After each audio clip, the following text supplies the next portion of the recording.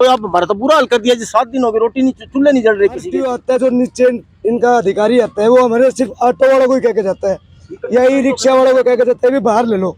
तो कारण बताओ ना, हम तुम्हारे कागज पूरे होने के बावजूद खड़े हैं, फिर भी हमें नहीं रोक रहे, वो रोक रहे हैं। और जिनके परमिट ही कैंसिल हो गया, जिस चीज का मेन जिक्र है, वो उस पे रोड पे धक्का चल रही है और फुल सवारी ले गए। अफसरशाही के कारण गरीब लोग जो है वो खराब हो रहे हैं, उनकी रोजी रोटी नहीं। अभी 90 परिवार हैं ऑटो रिक्शा और ई रिक्शा मिला करके, 90 परिवार का संचालन यहाँ से होता है। लगातार 100 परिवारों के पेट पर लात मारी जा रही है। जी हाँ, मैं आपको बता दूं कि हिसार बस स्टैंड पर ई रिक्शा और जितने भी ऑटो चालक हैं जो वहां पर खड़े होते थे, सवारियों को लेकर जाते थे, सवारियों को घर तक छोड़कर आते थे, उनके लिए काफी ज्यादा मुश्किलें बढ़ गई हैं, क्योंकि उनको वहां से हटाया जा रहा है। सिर्फ उनके लिए ही नहीं, अगर मैं बात करूं तो जितनी भी सवारियां हिसार बस स्टैंड पर आती थी, उनको घर तक छोड़ने का काम किया जाता था, वो इनके द्वारा किया जाता था। और फिलहाल इनको यहाँ से हटाया जा रहा है। क्या पूरा मामला है, हम अभी इन्हीं से ही जान लेते हैं। पूरा मामला है, क्या लगता है कि आरटीओ ऑफिसर को लाखों करोड़ रुपए छापते हैं ऐसे? देखिए कुछ नहीं है, ये सब गरीब मारी हो रही है। गरीब लोग जिसकी मैं व्याख्या करूं तो पिछले दिनों आप देख रहे होंगे शहर के अंदर रेहड़ी पटरी वाले, हमारे फ्रूट बेचने वाले, टाउन पार्क के पास में फास्ट फूड बेचने वाले, ई रिक्शा वाले, ऑटो रिक्शा वाले, गरीब परिवारों पर गाज गिराई जा रही है। एक तरफ तो रोजगार देने की बात की जाती है, हमारी सरकार रोजगार के अवसर प्रदान करती है, लोन प्रदान करती है, ऐसी योजनाएं निकालती है कि ऐसे गरीब लोग दुकान करें, ई रिक्शा खरीदें। डीसी साहब ने खुद लोन की सुविधा मुहैया कराई, ई रिक्शा दिलवाई गई प्रधानमंत्री जी के आह्वान पर। तो नीतियां तो सरकार की अच्छी हैं, लेकिन नीतियों को लागू करने वाले जो लोग हैं नीचे, वो बिल्कुल गलत नीतियों पे चल रहे हैं, सरकार का नाम खराब कर रहे हैं, ऐसे गरीब लोगों की रोजी रोटी छीनने का काम कर रहे हैं। अमित जी, अगर बात को आरटीओ ऑफिसर को क्या कुछ पावर होती है इतनी कि ई रिक्शा स्टैंड पर जाकर धमकाना कि खाली करो वरना? देखिए हमने कल बात की थी आरटीओ ऑफिस से, मैंने बात की, आरटीओ अधिकारी जो हमारे ढाका साहब हैं उनसे मेरी बात हुई, उन्होंने हमारी बात को सुना फोन पर, उन्होंने हमें समय भी दिया आज मिलेगा, हम जाएंगे। उन्होंने कहा कोई नहीं, आप आओ अपना पक्ष रखो, हम अपना पक्ष रखेंगे अधिकारियों के सामने जाकर के, हमारा फर्ज बनता है कि हम जाकर रखें।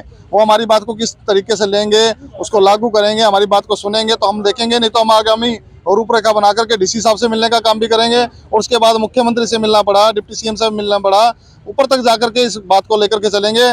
मैं आपको बताना चाहूँगा हैरानी की बात क्या है, इसके अंदर ये कोर्ट का ऑर्डर दिखा करके कार्रवाई की बात कर रहे हैं। अच्छा, कोर्ट के ऑर्डर के अंदर मैं आपको बताना चाहूँगा, इसके अंदर लिखा गया है साफ तौर पर कि अगर आप इसको हटाएंगे, मान लो ये फैसला हुआ है, तो नगर निगम जो है वो ऑटो रिक्शा स्टैंड को वैकल्पिक स्थान देगा, पहले उनकी व्यवस्था करेगा, शेड बना के देंगे, जो शेड बना हुआ है, उसके बाद इनको हटाने की कार्रवाई होगी। आप पहली कार्रवाई कर रहे हो, आरटी साहब से हम बात करेंगे भी किस व्याह पे कर रहे हो, आप एमसी को पत्र लिखो यहाँ पे नगर निगम को, वो लेटर जो जारी हुआ है, जो निर्देश जारी हुआ कोर्ट का या जो भी कमेटी बैठी थी उसके अनुसार कार्य करे, पहले इनका शेड बना के दे, प्रावधान करें इनकी जगह का, उसके बाद हटाएंगे, कोई दिक्कत नहीं हमें। दूसरी बात ई रिक्शा की, ई रिक्शा का कहीं भी इस ऑर्डर के अंदर जिक्र नहीं है। ये रिक्शा पहले पैडल वाली होती थी, गरीब लोग यही लोग चलाते थे, इनको लोन मिला, गवर्नमेंट ने मुहैया कराई इसको, उसको रोजगार का अवसर, वो सवारी कहाँ से उठाएगा? वो आपने ई रिक्शा दे दी, घर पे थोड़ी खड़ी रखेंगे, गलियों में थोड़ी रखेंगे, स्टैंड बने हुए हैं। ये स्टैंड 1987 का ये ऑर्डर है, देखिए 1987 में डीसी साहब के आदेश पर जिला प्रशासन ने स्टैंड बनवाया था ऑटो रिक्शा का, ई रिक्शा का, और सिंपल रिक्शा होती थी उस टाइम, उसकी ये कॉपी है। जब प्रशासन ने बनाया हुआ है तो प्रशासन इसको अवैध घोषित कैसे कर सकता है? भाई साहब एक बात तो ये, ऐसा ई रिक्शा संचालकों की तरफ से बताया जाता है कि बहस बसाई करते हुए अगला धमकी देता है, अपनी पावर का दुरुपयोग करते हैं, क्या? देखिए ये कोई और इसके पीछे शय चल रही है, विवाद कोई और है, निकाला इन पे जा रहा है, गरीब लोगों की मर जाती है। जो पैसे वाले पहुंच वाले सिफारिशी लोग होते हैं उनको तो आगे बढ़ा दिया जाता है, जो गरीब लोग हैं, आम जनमानस है, इनकी कोई सिफारिश नहीं है। शहर कानून दो मानते हो? ये हाँ बिल्कुल ऐसा है, और ये अफसरशाही है। ये अफसरशाही के कारण गरीब लोग जो है वो खराब हो रहे हैं, उनकी रोजी रोटी नहीं। अभी 90 परिवार हैं ऑटो रिक्शा और ई रिक्शा मिला करके, 90 परिवार का संचालन यहाँ से होता है। क्या कोई देख के राजी नहीं है कि रोटी खा लेंगे? उससे पहले रेडी वालों को हटा दिया, डीसी कॉलोनी के सामने रेडी वालों को हटा दिया जाता है, सिर्फ 10 रेडी वालों को, बाकी लोग खड़े हैं अपनी अपनी साइड में, वो भी उनसे कोई दिक्कत नहीं हो रही। डीसी कॉलोनी के सामने रेडी लगती है, उनसे ना ट्रैफिक को कोई दिक्कत है, वो फुटपाथ के ऊपर बैठे थे, रोजी रोटी कमा रहे हैं अपनी, तो उनको भी हटा दिया जाता है। यहाँ से टाउन पार्क में सारा शहर आता है, शहर के लोग आते हैं ना खाने के लिए, वो लोग आए, उनको हटा दिया। चलो किसी को दिक्कत है रेजिडेंशियल को, तो उसका प्रावधान करे, समस्या का हल निकाले, उनको कहीं और जगह दे। अभी रेडी पटरी वालों की बात चल रही है कि हम लोग नगर निगम पिछले 2 साल से कह रहे हैं हम रेडी पटरी वालों की अलग जगह बनाएंगे, आज तक तो बनी नहीं, सिरे नहीं चढ़ी। आप जगह बनाओ, लोगों को साथ लो, हिसार शहर के लोगों को साथ लेकर के एक शहरवासियों की कमेटी बनाओ, उसमें सेक्टर के लोग, कॉलोनियों के लोग, जिनको रेडियो से भी दिक्कत होती है मान लो घरों को, उनको भी साथ लो, रेडियो वालों को भी लो, एक कमेटी बना करके जगह डिसाइड करो, उस जगह को सिरे चढ़ा करके एक सिस्टम बनाओ शहर का। ऑटो रिक्शा वाले तो बहुत ज्यादा प्रभावित हो रहे हैं, लेकिन अगर बातचीत कर ले तो आम जनता जो ऑटो रिक्शा के जरिए एक जगह से दूसरी जगह पर जाती थी, अपना सामान लेकर जाती थी, वो कितने ज्यादा प्रभावित आपको नजर आ रहे हैं? देखिए बिल्कुल प्रभावित है। ऑटो रिक्शा शहर की रीढ़ की हड्डी है। ई रिक्शा, जहाँ ऑटो रिक्शा नहीं जाते हैं वो गलियों में ई रिक्शा जाती हैं। बुजुर्ग हैं, महिलाएं हैं, लेडीज हैं, गांव से आती है, सब्जी मंडी जाते हैं, अनाज मंडी जाते हैं, वहां पर ऑटो रिक्शा नहीं जाते, वहीं ई रिक्शा जाती है। और ये ऑटो रिक्शा यहाँ से लेकर के कैंट तक, यहाँ से लेकर आजाद नगर गंगवा तक जाते हैं। लोकल बसें कितनी है, सिटी बस 3-4 हैं, उसमें ठूस ठूस के भरे जाते हैं। चलो उनको भी निगम ने टेंडर दिया है, लेकिन किसी की रोजी रोटी छीनने का टेंडर किसी को नहीं मिला हुआ। रोजी रोटी सब चलाएंगे, ये शहर सबका है। सब शहर के ये गरीब पटरी रेहड़ी वाले, फ्रूट वाले, सब्जियां बेचने वाले, ऑटो रिक्शा वाले, ई रिक्शा वाले, इनको निशाना क्यों बनाया जा रहा है? उसके अलावा और पूंजीपति लोग भी हैं, सब अपना काम कर रहे हैं, ये भी करना चाहते हैं। तो फिलहाल एक बार बातचीत करने का प्रयास जरूर करते हैं। सर नमस्कार। नमस्कार जी। ई रिक्शा कितने समय से चला रहे हो?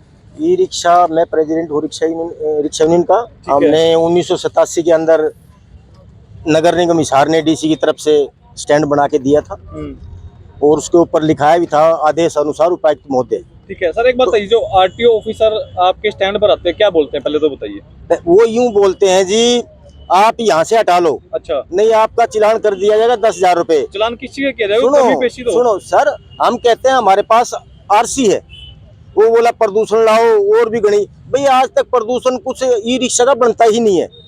नहीं सुनो जी, चलो हमने फिर भी उनको कहा जो आपकी इसके अंदर कैटेगरी के अंदर कोई चीज बनाने की होती है, हमें बिना 15 दिन का टाइम दो। उनको नहीं, यहाँ मैं तुम्हारा चालान कर दूंगा, शहर के अंदर चला लो।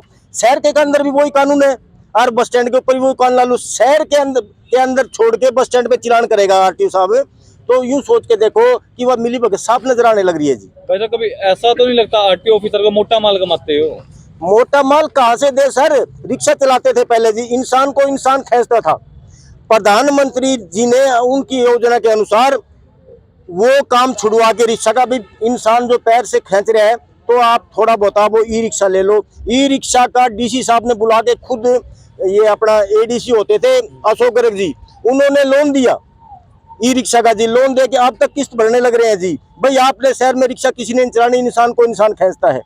तो उन्होंने प्रधानमंत्री जी ने, भारत सरकार जी ने बहुत अच्छा किया जब आरटीओ वर्गे बैठे हैं और ये मनदीप सागवान जैसे बैठे हैं, ये तो हमारे हरियाणा को भ्रष्ट कर रहे हैं जी। ये बार बार आके धमकी दे रहे हैं, ये कौन सा कानून है जी? बताओ, हमारे कागज नहीं है, रिक्शा के कोई दिक्कत नहीं है। वो कहते हैं आपकी ई रिक्शा है।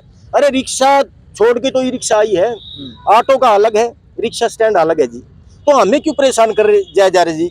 ऑटो का और बस वालों का चलो आपसी में कोई डिस्प्यूट था, उन्होंने हाईकोर्ट में केस रखा जी। हाईकोर्ट में रखने के बाद वीडियो कॉन्फ्रेंसिंग हुई, हमारे को बुलाया गया, उसके अंदर ई रिक्शा का कहीं हवाला नहीं दिया गया। भाई आप बाहर काटो। अब ये बस वालों के दबाव में मनदीप जी और आरटीओ जी रिक्शा वालों को भी साथ काट रहे हैं, और ऑटो का दिया गया भी आप इनको जब तक कोई जगह नहीं दोगे इतना इनको ना छेड़ा जाए।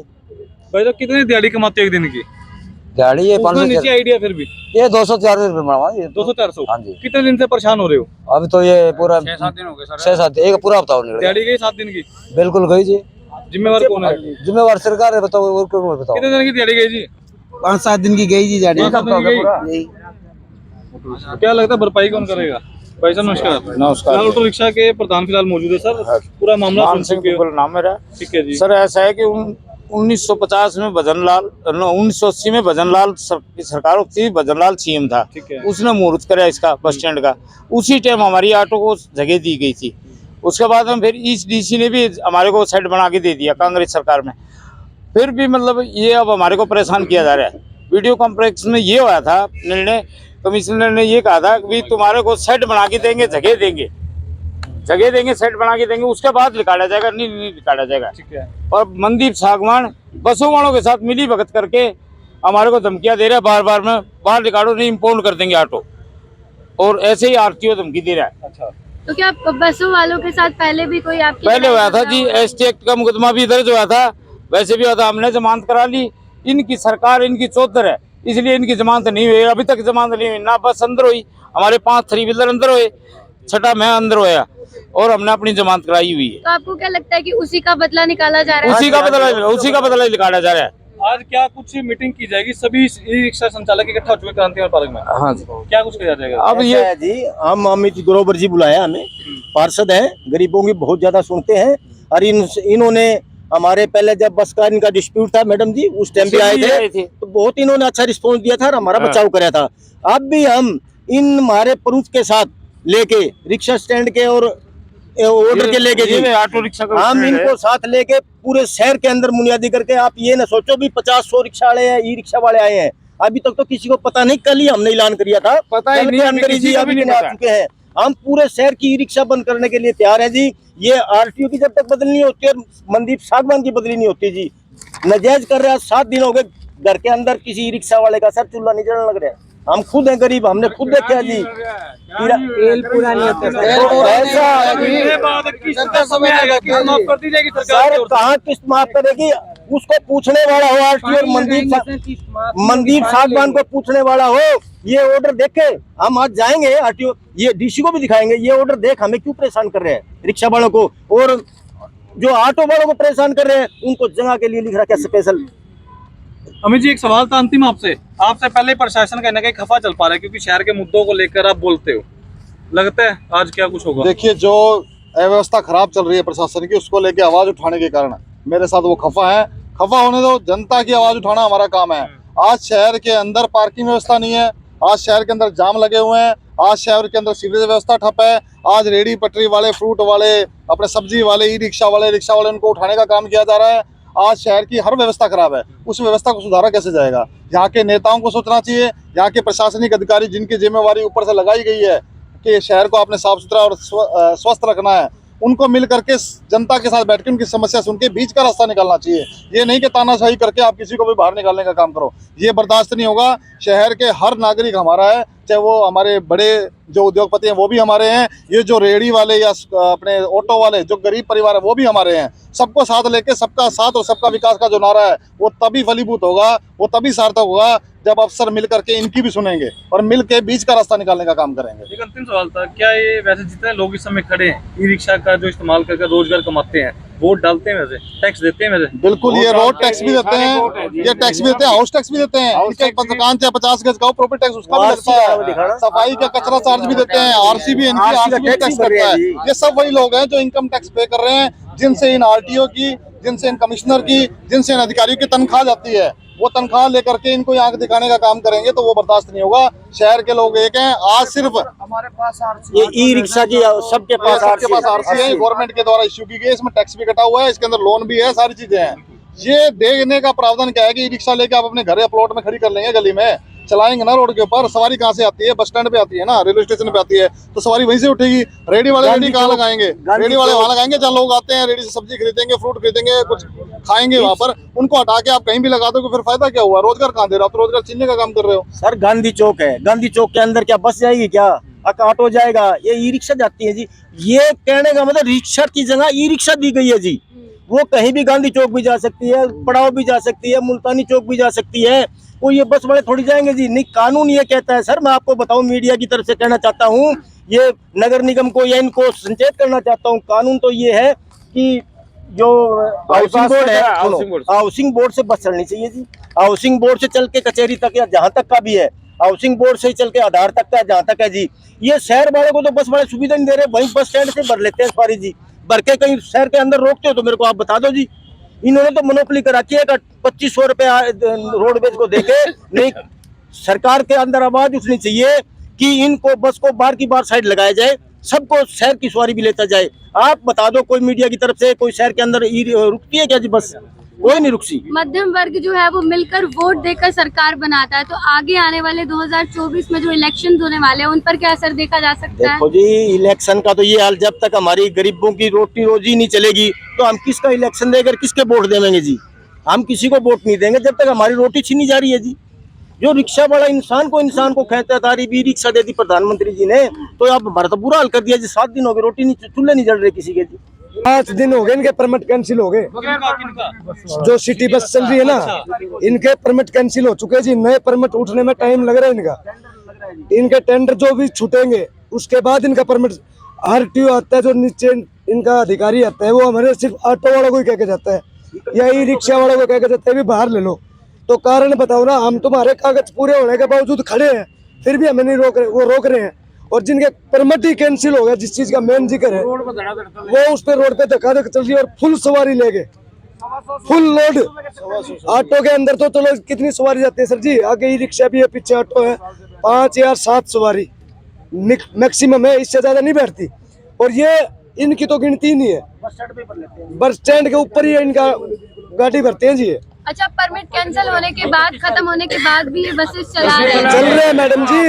होल्डिंगों का टेंडर अभी तक कागजों में चल रहा है, साइट पे चल रहा है, अभी तक ओपन नहीं हुआ, किसी को मिला नहीं है। लेकिन नगर निगम के जो यूनिपोल लगे हुए हैं, उस पे बोर्ड पे फ्लैक्स लगे हुए हैं, वो फ्लैक्स का पैसा कहाँ जा रहा है?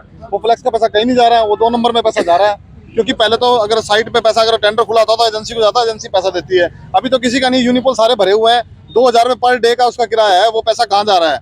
उसके अलावा बसों की बातें बता रहे हैं, अभी तक टेंडर नहीं हुआ, बसें फिर भी सवारियां भर रही हैं। सफाई कर्मचारी हड़ताल पर बैठे हैं, जो निचले स्तर के हमारे कर्मचारी, वो भी गरीब लोग हैं, वो भी हड़ताल पे बैठे हैं। उनका तेल साबुन अब दिया गया है, जब वो 7 दिन से हड़ताल पे बैठे हैं, उनका तेल साबुन भी खाया जा रहा था, उनको देने का काम नहीं हो रहा। रेडी वालों को उठाया जा रहा है, फ्रूट वालों को उठाया जा रहा है, सब्जी वालों को उठाया जा रहा है, ऑटो रिक्शा, ई रिक्शा वालों को उठा रहे हैं। मतलब ये क्या हो रहा है शहर के अंदर? गरीब मारी हो रही है क्या हर जगह, सफाई कर्मचारी से लेकर रेडी संचालक तक? तो ये बर्दाश्त नहीं है। आज सिर्फ बस स्टैंड के वो लोग हैं जो अपनी रिक्शा अंदर लगाते हैं, अभी पूरे शहर में ई रिक्शा, ऑटो रिक्शा है। जिस दिन हमें लगेगा, आजकल में हम बात करते हैं प्रशासन से, अगर नहीं मानते तो पूरे शहर के जितने भी ई रिक्शा होंगे और ऑटो रिक्शा होंगे, प्रधान जी भी साथ है, सभी पूरे आज ही साथ हो गया। अब जितने भी लोग हैं सबको साथ लेकर के सबको रोकने का काम करेंगे, सबको इकट्ठा करने का काम करेंगे और ये आवाज ऊपर तक पहुंचाने का काम करेंगे। आप कोर्ट के हिसाब से चल रहे तो कोर्ट के हिसाब से चलो ना। ये ऑर्डर के अंदर लिखा हुआ है कि ऑटो रिक्शा का नया स्टैंड बना के तो बनाओ आप, किसने मना किया? उसके बाद हम खाली कर देंगे। उसका ई रिक्शा का कहीं जिक्र नहीं है, इसके अंदर ई रिक्शा तो वहीं रहेगा। तो ये कानून के हिसाब से चलो ना। आप कानून की दुहाई देते हो और खुद ही कानून तोड़ रहे हो। तो हमारी मांग यही है, हम मिलेंगे अधिकारियों से, आज पहले उनसे हम पूरा कोऑपरेट करेंगे उनको, अगर वो हमारी बात को सुनते हैं तो ठीक है, नहीं तो ऊपर तक जाने का काम तो करेंगे। फिलहाल आप देख सकते हैं कि कितने ज्यादा गुस्से में आए ये लोग। और अगर मैं बात करूं तो 8,000 रुपए महीना की इनकी किस्त है। अगर इनको यहाँ से हटा दिया जाएगा तो उनका रोजगार किस तरीके से चलेगा, घर पर चूल्हा किस तरीके से जलेगा, ये बहुत बड़ा सवाल है। इस वीडियो को ज्यादा से ज्यादा शेयर करिए, जुड़े रहिए आधार न्यूज हरियाणा के साथ। धन्यवाद।